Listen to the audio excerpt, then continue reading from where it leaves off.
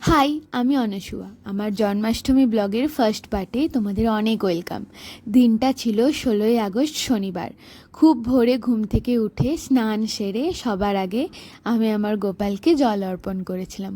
ভোরবেলা গোপালের পুজোটা খুব মন দিয়ে করে সবার আগে আমি আমার রুমটা গুছিয়ে নিয়েছিলাম।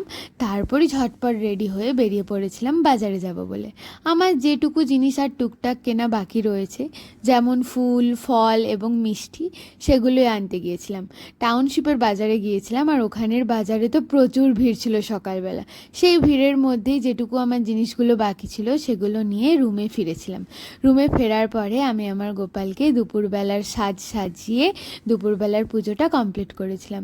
এবার তো গোপাল যে জায়গায় রাত্রিবেলা বসবে সেই জায়গাটা সাজাতে হবে এবং গোপালের ভোগ রান্না করতে হবে।